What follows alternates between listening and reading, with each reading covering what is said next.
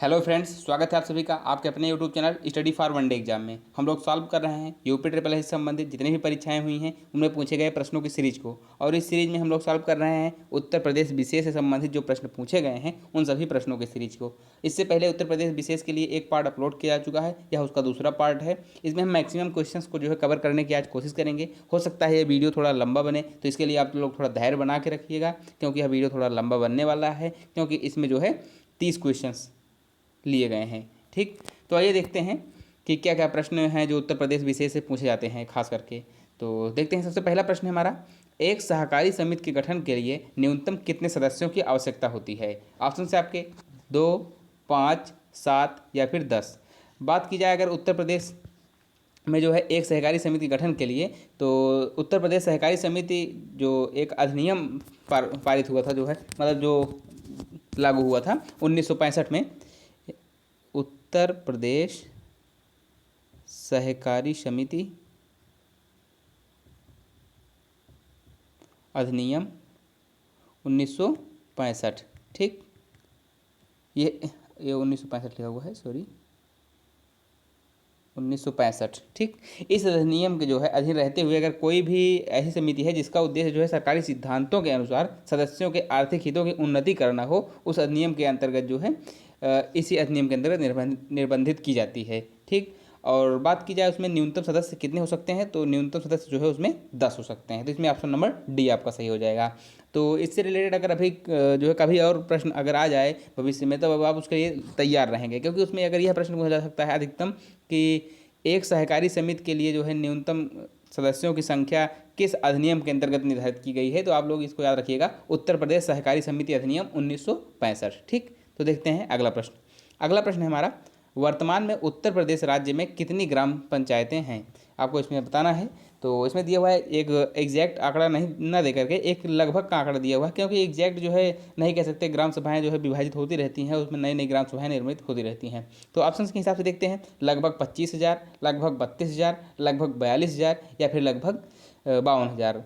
तो इसमें जो सही आंसर हो जाएगा वो हो जाएगा लगभग 52,000, क्योंकि वर्तमान समय में उत्तर प्रदेश में जो लगभग ग्राम पंचायतों की संख्या है वह हो चुकी है 60,000 के आसपास। तो इसमें जो निकटतम आंकड़ा है या फिर जो इन विकल्पों के दिया हुआ आंकड़ा है, तो वो हो जाएगा 52,000। ठीक, लगभग इस वक्त जो है 60,000 के आसपास यह आंकड़ा पहुंच चुका है। ठीक, और राज्य निर्वाचन आयोग के द्वारा जो है ग्राम पंचायतों को मंजूरी दी जाती है कि उन्हीं के अनुसार कि कौन सी ग्राम पंचायतें जो है विभाजित हो रही हैं। और अगर बात की जाए राज्य जो है राज्य निर्वाचन आयोग जो होता है उसी के माध्यम से चुनाव होता है, तो वही एक नई सूची जारी होती है। तो उसके अनुसार वर्तमान समय में बात की जाए तो वर्तमान समय में लगभग 59,163 गांव हैं। ठीक, तो इस हिसाब से आप 60,000 के आसपास इसको मोटे मोटे याद रखिए। कभी एग्जैक्ट आंकड़ा संभावना नहीं है पूछने की, क्योंकि वो एग्जैक्ट आंकड़ा नहीं पूछ सकते। और बात की जाए अगर जिलों, तो जिले टोटल 75 हैं। देखते हैं अगला प्रश्न। अगला प्रश्न है हमारा, निम्नलिखित में से कौन सा एक उत्तर प्रदेश राज्य के अधीनस्थ न्यायिक सेवा के रूप में कार्य करता है। ऑप्शन से आपके बांदा जिला न्यायालय, इटावा जिला न्यायालय, चंदौली जिला न्यायालय या फिर पीलीभीत जिला न्यायालय। तो इटावा जिला न्यायालय जो है आपका उत्तर प्रदेश राज्य के अधीनस्थ न्यायिक सेवा के रूप में कार्य करता है। ठीक, आपको याद रखना है। देखते हैं अगला प्रश्न। अगला प्रश्न है हमारा, उत्तर प्रदेश में 75 जिलों सहित कितने प्रमुख मंडल हैं। ऑप्शन से आपके 18, 23, 27 या फिर 32। तो आप लोगों को ये जानकारी होना चाहिए कि उत्तर प्रदेश में टोटल मंडल की संख्या 18 है। ठीक, जिनमें टोटल 75 मतलब कि 75 जिले समाहित हैं। देखते हैं अगला प्रश्न। अगला प्रश्न है हमारा, तहसील स्तर पर सरकारी निकायों को क्या कहा जाता है। ऑप्शन से आपके पंचायत समिति, ग्राम सभा, ग्राम पंचायत या फिर नगर पालिका। तो इसमें आशा करता हूँ आप लोगों को समझ में आ गया होगा कि एलिमिनेशन से आप जो है इसमें हटा सकते हैं कि नगर पालिका नहीं होगा। नगर पालिका जो है शहरों में होती है, उसके अलावा जो है ग्राम पंचायत भी नहीं होगा, क्योंकि ग्राम पंचायत केवल ग्रामीण स्तर पर होती है, और ग्राम सभा किसी गांव के एक छोटे से ग्राम सभा को ही ग्राम सभा का मतलब ग्राम पंचायत के अंतर्गत आते हैं ग्राम सभा। लेकिन जो पंचायत समिति होती है ये होती है तहसील स्तर पर सरकारी निकायों की जो है एक समिति होती है। ठीक, देखते हैं अगला प्रश्न। अगला प्रश्न हमारा, उत्तर प्रदेश कितने जिलों में विभाजित है। इससे पहले हम लोगों ने देखा कि उत्तर प्रदेश टोटल 75 जिलों में विभाजित है, जो कि टोटल मंडलों की संख्या अगर बात की जाए तो उसमें टोटल मंडल 18 हैं। देखते हैं अगला प्रश्न। अगला प्रश्न हमारा, प्रश्न है उत्तर प्रदेश राज्य में किस जनपद में लिंगानुपात सबसे अधिक है? ऑप्शन है आपके आजमगढ़, देवरिया, गोरखपुर या फिर जौनपुर। तो इसमें जो सही आंसर हो जाएगा वो हो जाएगा आपका जौनपुर। जौनपुर में जो है टोटल 1024 महिलाओं की संख्या 1000 पुरुषों पर है। ठीक, तो आपको ये याद रखना है कि लिंगानुपात क्या होता है, यानी कि प्रति 1000 पुरुषों पर उपस्थित महिलाओं की संख्या को ही जो है लिंगानुपात कहा जाता है। ठीक, तो इस तरीके से उत्तर प्रदेश में सबसे अधिक यह, और यह जो है एक बहुत ही अच्छी बात है कि वहाँ पर जो है लिंगानुपात इतना बढ़िया है। नहीं तो अन्य स्थानों पर लगातार ये देखने को मिलता है कि भ्रूण हत्याएं जो है इतनी ज़्यादा मात्रा में करवा देते हैं, उनका लिंग जाँच करवा के कि बच्चे की जो है लिंग कौन सी है। अगर पुरुष है तो बहुत ज़्यादा पितृसत्तात्मक समाज होने के कारण हमारा समाज जो है इन सबको बाइकाट करने के लिए ज़्यादा जोर देता है। ठीक, तो वो जो है पुरुष प्रधान होने की दावा करता है। लेकिन यह बहुत ही अच्छी बात है कि जौनपुर हमारा जो है 1024 महिलाओं के साथ जो है उत्तर प्रदेश में नंबर 1 जिला ऐसा है कि जिसमें लिंगानुपात सबसे अधिक है। ठीक, अगर बात की जाए जौनपुर के बाद, तो जौनपुर के बाद आता है नंबर आजमगढ़ का, उसके बाद देवरिया, प्रतापगढ़, फिर सुल्तानपुर। यानी कि जो इसके आसपास वाले क्षेत्र हैं उस क्षेत्र में जो है जैसे जौनपुर है और इसी के पास में ही जो है आजमगढ़ भी है, और आजमगढ़ के ये जो है जौनपुर के पास में ही प्रतापगढ़ भी है। ठीक, और देवरिया भी जो है इसी के पास में ही है। तो जौनपुर एक तरह से कहा जाए तो इसके आसपास वाले क्षेत्रों में ही ये लिंगानुपात देखने को मेंटेन मिलता है। देखते हैं अगला प्रश्न। अगला प्रश्न हमारा वर्ष 2011 की जनगणना के आधार पर उत्तर प्रदेश राज्य का जनसंख्या घनत्व तो क्या है? आपको यह बात जो है बहुत स्पष्ट होनी चाहिए कि ये जो है जितने भी आंकड़े दिए हुए हैं ये आंकड़े 2011 की जनगणना के आधार पर दिए गए हैं। 2011 की जनगणना के अनुसार जो है ये सभी आंकड़े दिए गए हैं, और ये आंकड़े तब तक के लिए वैध रहेंगे जब तक कि 2021 की जनगणना के आंकड़े जो है सामने नहीं आ जाएंगे। ठीक, यानी कि 2021 की जनगणना के आंकड़े जब तक सामने नहीं आएंगे तब तक 2011 के जनगणना से ही प्रश्न पूछे जाते रहेंगे।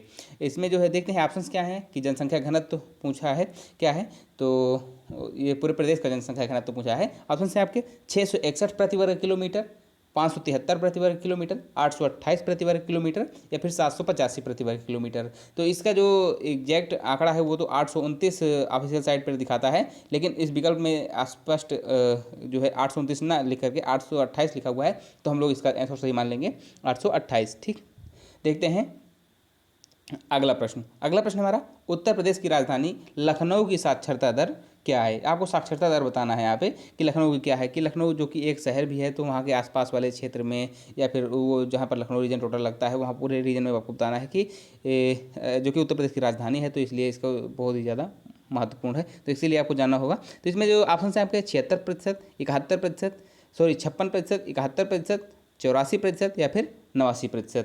तो इसमें जो सही आंसर हो जाएगा वो हो जाएगा आपका 84%। ठीक, उत्तर प्रदेश की राजधानी लखनऊ की साक्षरता दर लगभग 84%, यानी एग्जैक्ट 84% है। आपको इसके लिए जो है ये जानकारी कंफर्म कर लेना चाहिए। अगर आप यूट्यूब चैनल पर लगातार हमारे वीडियो का आनंद ले रहे हैं तो बहुत बहुत धन्यवाद, और आशा करता हूँ आप लोग ज़्यादा से ज़्यादा फ्रेंड्स के साथ शेयर कर रहे हैं। अगर शेयर नहीं कर रहे हैं तो प्लीज़ आपसे मेरी एक जो है रिक्वेस्ट है कि आप जो है इसे शेयर जरूर ज़्यादा से ज़्यादा करें, क्योंकि यार इतना मेहनत करते हैं तो इतना कम से कम आपका भी फर्ज बनता है कि आप लोग इतना कर दीजिए। देखते हैं अगला प्रश्न। अगला प्रश्न है हमारा उत्तर प्रदेश में लिंगानुपात वर्ष 2001 में 898 से 2011 में ... तक पहुंच चुका है। तो यहाँ पर आपको बताना है कि 2001 में 898 था और 2011 में लिंगानुपात क्या है, पूरे प्रदेश के यहाँ पर बताना है। ऑप्शन से आपके 912, 922, 925 या फिर 930। तो यह जो है उत्तर प्रदेश के लिए एक तरह से कहा जाए कि बहुत ही अच्छी बात है कि इसका जो है इंक्रीजमेंट देखने को मिला है कि यहाँ पर लिंगानुपात बढ़ा है 2011 में, और 2021 में आने वाले अनुमान में अभी मतलब आने वाले जो रिपोर्ट हैं या फिर जो आने वाली जो जनगणना है 2021 में जो होने वाली है, इसमें जो है यह अनुमान और लगाया जा रहा है कि इसमें जो लिंगानुपात है लोगों की साक्षरता दर बढ़ने के कारण हो सकता है कि और इसमें इंक्रीजमेंट देखने को मिला होगा। तो देखते हैं, तो इसमें सही आंसर हो जाएगा ये आपका ए वाला हो जाएगा, यानी 912 वो 2011 की जनगणना के अनुसार है। ठीक, यह सुधार बहुत ही अच्छा है। तो देखते हैं अगला प्रश्न। अगला प्रश्न हमारा 2011 की जनगणना के अनुसार उत्तर प्रदेश का सबसे अधिक जनसंख्या वाला शहर कौन सा है? ऑप्शन से आपके कानपुर, लखनऊ, अलीगढ़ या फिर बरेली। तो इन जो है जो विकल्प दिए हुए हैं इन सभी विकल्पों के अनुसार जो है कानपुर। ठीक, यहाँ पर अधिक जनसंख्या वाला शहर पूछा है तो यहाँ पर हो जाएगा कानपुर। ठीक, अगर प्रश्न पूछ लेता कि सबसे अधिक जनसंख्या किस जिले की है तो आप उसमें लगाकर आते जो है प्रयागराज, यानी कि जो जिसे जो है अब प्रयागराज कहा जाता है, पहले इलाहाबाद कहा जाता था। ठीक, तो देखते हैं अगला प्रश्न। अगला प्रश्न हमारा जो कि बहुत ही महत्वपूर्ण है, उत्तर प्रदेश का राज्य पक्षी क्या है। आप सोचिए कितनी जो है उत्तर प्रदेश में आप रह रहे हैं और ये आपके गौरव की बात है कि जो पक्षी जो है जो विश्व में अगर कहीं एकमात्र स्थान पर पाया जाता है तो वह आप कह सकते हैं दक्षिण एशिया में, और दक्षिण एशिया में सबसे ज़्यादा अगर कहीं विद्यमान है तो वो है भारत, और भारत के में जो है खास स्थान जहाँ पर इस पक्षी का पाया जाता है वो है उत्तर प्रदेश। यानी आप ऐसे सौभाग्यशाली राज्य यानी देश के साथ साथ राज्य में भी रह रहे हैं जहाँ पर आपको ऐसी ऐसे पक्षी देखने को मिलते हैं, जो कि विश्व में अगर कहा जाए सबसे बड़ा पक्षी है जो कि उड़ भी सकता है, तो इसका सही आंसर हो जाएगा सारस। ठीक, उत्तर प्रदेश का राज्य पक्षी जो है सारस है। सारस जो है विश्व में सबसे लंबा उड़ने वाला पक्षी है, मीन्स इससे लंबा ऐसा और कोई पक्षी नहीं है जो उड़ सके, इतना बड़ा होता है। और सबसे बड़ी बात तो यह है कि ये जो है जोड़े में रहते हैं अपने जो है हमेशा साथ में। अगर आप कहीं आपका घर कहीं किसी तालाब के आसपास है तो वहाँ पर लगभग हर साल आपको देखने को मिल जाएगा। कुछ ऐसे क्षेत्र में जैसे प्रतापगढ़ के आसपास वाले रीजन में अगर आप रहते हैं तो वहाँ पर आपको देखने को मिल जाता है। ठीक, सारस का अगर वैज्ञानिक नाम की बात की जाए तो इसका वैज्ञानिक नाम जो है वो है ग्रस एंटीगोन। ठीक, ग्रस एंटीगोन एंटीगोन, ठीक, इसका जो है यह नाम होता है। देखते हैं अगला प्रश्न। अगला प्रश्न हमारा, उत्तर प्रदेश राज्य का वार्षिक औसतन तापमान कितना है। इसमें आपको बताना है कि उत्तर प्रदेश का वार्षिक जो है औसतन तापमान कितना है। ऑप्शन है आपके 38 degree Celsius, 28 degree Celsius, 31 degree Celsius या फिर 40 डिग्री सेल्सियस। अगर दिए गए विकल्पों के अनुसार हम बात करें तो इनमें जो है सही आंसर तो निकालना मुश्किल हो जाएगा, क्योंकि यहाँ पर पूछा हुआ है वार्षिक औसतन तापमान। ठीक, और जो कि इसमें दिया हुआ है 38 डिग्री सेल्सियस। अगर इसकी हम बात करें तो अधिकतम अगर दिया होता तो अधिकतम हम कह सकते थे, लेकिन जो है अधिकतम जो उत्तर प्रदेश का वार्षिक औसतन तापमान है वो है 31.4 डिग्री सेल्सियस, और न्यूनतम जो औसतन तापमान है वो है 18.4%। 18.4%। अगर इनका दोनों को इन दोनों को अगर हम ऐड करके 2 से भाग दे देंगे तो वार्षिक औसत तापमान निकल कर आएगा, जो कि निकल कर आएगा 24.9 डिग्री सेल्सियस। ठीक, तो जो कि आंसर इसका हो जाएगा 24 नहीं कि लगभग 25 डिग्री सेल्सियस आप मान सकते हैं। तो 25 डिग्री सेल्सियस ऑप्शन में नहीं दिया हुआ है, और दिए गए विकल्पों में इसमें जो आयोग ने जो उत्तर माना था वो इसका उत्तर 31 डिग्री सेल्सियस माना था। मीन्स इसका जो है अधिकतम वाला माना था।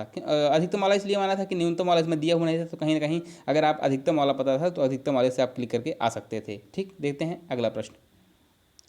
अगला प्रश्न हमारा, किस राज्य सरकार द्वारा सबसे पहले किसानों के लिए प्रमाणित बीज पर प्रत्यक्ष लाभ हस्तांतरण की सुविधा आरंभ की गई। तो ऑप्शन है आपके इसमें मध्य प्रदेश, उत्तर प्रदेश, पंजाब या फिर केरल।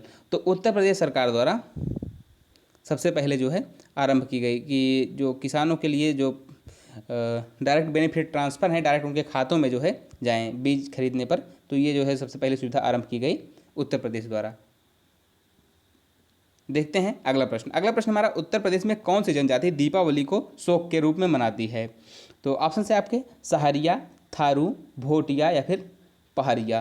तो इसमें यहाँ पर हरिया लिख रहा है, इसको जो है पहाड़िया, यहाँ पर जो कि कोई जनजाति नहीं है, इसको आप गलत करके वैसे भी आप 3 ही विकल्प में से आप जो है चुन सकते हैं। तो इसमें जो अगर बात की जाए थारू जो जनजाति है यह उत्तराखंड के नैनीताल जिले में मुख्य रूप से पाई जाती है, और ये जो है पूरे वही जो उत्तराखंड के जो नैनीताल से लेकर के ये गोरखपुर वाला जो पूरा बेल्ट है वहाँ तक निवास करती है। ठीक, ये हिंदुओं के लिए हिंदुओं के जो सभी त्यौहार हैं उन सभी को मानती है। थारू जनजाति जो है दीपावली को एक शोक पर्व के रूप में मानती है, यह आपको देखना है। ठीक, शोक के रूप में मानती है।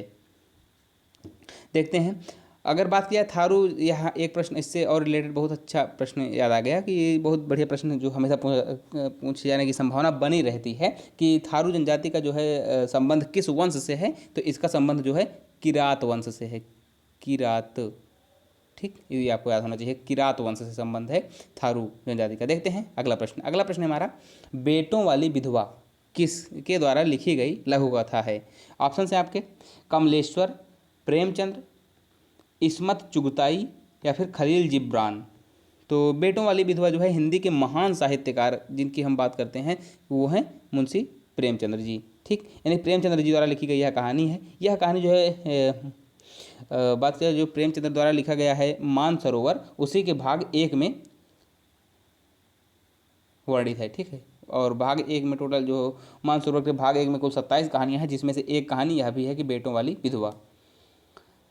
देखते हैं अगला प्रश्न। अगला प्रश्न हमारा, भारतीय राज्य की कौन से मुख्यमंत्री अपनी विरोधी पार्टी के अध्यक्ष से विवाहित थी? तो ऑप्शन है आपके जयललिता, सुचेता कृपलानी, ए और बी दोनों, इनमें से कोई नहीं। तो इसका जो सही आंसर हो जाएगा वो हो जाएगा आपका सुचेता कृपलानी। ठीक, भारत के उत्तर प्रदेश जो है राज्य की अगर बात की जाए तो भूतपूर्व मुख्यमंत्री जो सुचेता कृपलानी जी थी, यही जो है भारतीय राष्ट्रीय कांग्रेस पार्टी के नेता थी और अपने विरोधी जो सोशलिस्ट पार्टी के नेता थे जो कि जेबी कृपलानी जी, जेबी कृपलानी, उन्हीं के साथ जो है इनकी शादी हुई थी। ठीक, और देखते हैं अगला प्रश्न। अगला प्रश्न हमारा, उत्तर प्रदेश राज्य में उर्दू को द्वितीय राजभाषा कब घोषित किया गया? ऑप्शन से आपके 1986, 1982 या 1989 या फिर 1991। तो बात की जाए तो ये जो है 1989 यानी 1989 में उत्तर प्रदेश की द्वितीय राजभाषा के रूप में उर्दू को चुना गया। उत्तर प्रदेश सरकार ने उत्तर प्रदेश जो है शासकीय भाषा अधिनियम 1989 में जो है शासकीय कार्यों के लिए उर्दू को दूसरी राजभाषा घोषित किया। इस कानून के खिलाफ उत्तर प्रदेश हिंदी साहित्य सम्मेलन ने उच्चतम न्यायालय में याचिका दायर की। ठीक, उत्तर प्रदेश में जो हिंदी साहित्य सम्मेलन है इसने उच्चतम न्यायालय में एक यानी कि सुप्रीम कोर्ट में एक याचिका दायर की थी, जिसे 4 सितंबर 2014 को 5 सदस्यीय पीठ ने कानून को वैध एवं संवैधानिक घोषित किया। अतः जो है यानी कि इसको जो है खारिज नहीं किया जा सका कि उत्तर प्रदेश जो है द्वितीय राजभाषा नहीं हो सकती, यानी कि उत्तर प्रदेश जो है एकदम सही एकदम लीगल थी, इसलिए जो है इसको पारित कर दिया गया। ठीक, इस प्रकार यह उर्दू जो है दूसरी भाषा बनी। और इसकी यह किस अधिनियम के तहत बनी? तो उत्तर प्रदेश शासकीय भाषा अधिनियम 1989 के अंतर्गत। ठीक है, देखते हैं अगला प्रश्न। अगला प्रश्न हमारा, उत्तर प्रदेश में वह कौन सा एकमात्र क्षेत्र है जहां तांबा पाया जाता है? ऑप्शन से आपके बांदा, मिर्ज़ापुर, ललितपुर या फिर बुलंदशहर। तो उत्तर प्रदेश का जो ललितपुर ज़िला है वो ललितपुर ज़िले में जो है तांबा पाया जाता है। ठीक, और ललितपुर ज़िले का जो है जो सोनराय क्षेत्र है वह तांबा उत्पादन के लिए बहुत ज़्यादा उत्तर प्रदेश में विख्यात है। तांबा मुख्यतः आग्नेय एवं परतदार चट्टानों में पाया जाता है। जब हम लोग ज्वालामुखी पढ़ेंगे तो उसमें विस्तृत रूप से समझेंगे कि उसमें जो है कैसे इन जो है धातुओं का निर्माण होने लगता है। ठीक, पाया जाता है। और भारत में जो है तांबा अयस्क का सर्वाधिक संसाधन राजस्थान में मौजूद है। आपको साथ में यह भी याद रखना है कि तांबा के लिए जो खेतड़ी है राजस्थान का वो बहुत ज़्यादा विख्यात है। ठीक है, इसके बाद क्रमशः अगर बात की जाए तो मध्य प्रदेश और झारखंड का नंबर आता है। देखते हैं अगला प्रश्न। अगला प्रश्न हमारा, निम्नलिखित में से कौन सा जरीब का हिस्सा है? ऑप्शन से आपके फीता, छल्ला, गट्ठा या फिर उपर्युक्त सभी। तो इनमें जो विकल्प दिए गए हैं इन सभी को जो है जरीब में शामिल किया जाता है। ठीक, उपर्युक्त सभी। अगर इसमें बात करें जो है इसमें लोहे या जो है इस्पात से बनी कड़ियाँ एक दूसरे से छल्लों द्वारा जुड़ी होती हैं और ये जरीब जो है एक फीता होता है जिससे जो है ज़मीन की पैमाइश के मापा जाता है और जरीब के कुल माप के 10वें अंश के बराबर जो माप होती है उसे एक गट्ठा कहा जाता है। यानी कि मान लीजिए अगर ये जरीब है तो जरीब का ये 1 2 3 4 5 अगर ऐसे हम बात कर लें ये टोटल अगर 10 पार्ट ऐसे बना लें तो इसका जो ये 10वां भाग होगा यही जो है एक हाँ जो है गट्ठा हो जाएगा। देखते हैं अगला प्रश्न। अगला प्रश्न हमारा, उत्तर प्रदेश में वैकल्पिक ऊर्जा के विकास के लिए वैकल्पिक ऊर्जा विकास संस्थान की स्थापना कब की गई? ऑप्शन से आपके 1982, 1983, 1986 या फिर 1987। तो उत्तर प्रदेश में जो है वैकल्पिक ऊर्जा विकास के लिए आपको बताना है इसमें ये वैकल्पिक ऊर्जा विकास के लिए विकास संस्थान की स्थापना जो है उत्तर प्रदेश ने अप्रैल 1983 में की थी। यह संस्थान अतिरिक्त ऊर्जा संसाधन विभाग के अंतर्गत स्वायत्त संस्थान के रूप में आता है। यानी कि जो वैकल्पिक ऊर्जा विकास संस्थान है यह जो है अतिरिक्त ऊर्जा संसाधन विभाग की एक जो है स्वायत्त संस्था है। देखते हैं अगला प्रश्न। अगला प्रश्न हमारा, निम्नलिखित में से किए गए गलत मिलान को चिन्हित करें। जो मिलान इसमें गलत हो यही आपको बताना है। इसमें कुछ इंस्टीट्यूट्स दिए हुए हैं या संस्थान दिए हुए हैं उनको आपको बताना है कि ये कहाँ पर स्थित हैं या फिर इनमें आपको चूज करना है। तो देखते हैं, Indian grain storage management and research institute Hapur दिया हुआ है। तो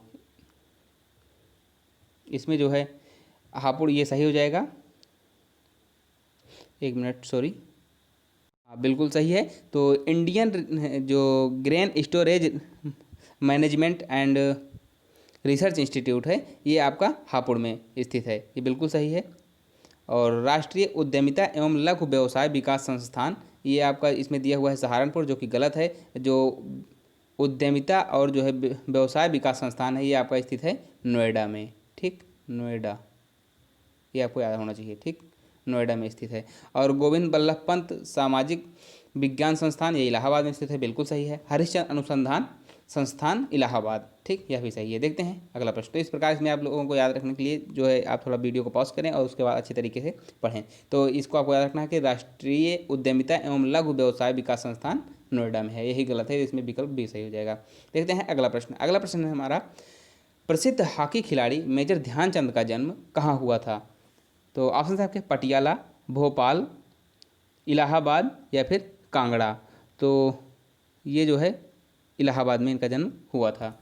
ठीक, प्रसिद्ध हॉकी खिलाड़ी मेजर ध्यानचंद का जन्म जो है 29 अगस्त, जिसको जो है खेल दिवस के रूप में मनाया जाता है, 29 अगस्त। ठीक, 29 अगस्त 1905 को इलाहाबाद में हुआ था। ठीक,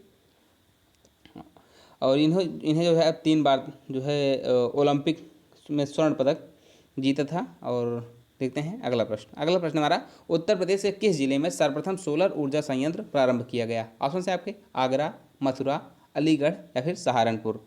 तो उत्तर प्रदेश के जो है उस जिले को आपको इसमें बताना है कि जहाँ पर सबसे पहले सोलर संयंत्र शुरू किया गया। तो इसका जो सही आंसर हो जाएगा वो हो जाएगा आपका अलीगढ़। ठीक, उत्तर प्रदेश के अलीगढ़ जिले में सर्वप्रथम सोलर संयंत्र शुरू किया गया था। देखते हैं अगला प्रश्न। अगला प्रश्न हमारा, उत्तर प्रदेश में प्रचलित धरातल की माप से कौन सा सही नहीं है? इसमें आपको बताना है कि कौन सा संबंधित सही नहीं है। तो 20 विश्व बराबर 1 बीघा, बिल्कुल सही है। और दिया हुआ है सेकंड जो है 1 बीघा बराबर 55 × 55 वर्ग गज, ये भी जो है विकल्प सही है। और 20 कचवांशी बराबर 1 विश्वांशी या फिर 20 विश्वांशी बराबर 10 बिस्वा।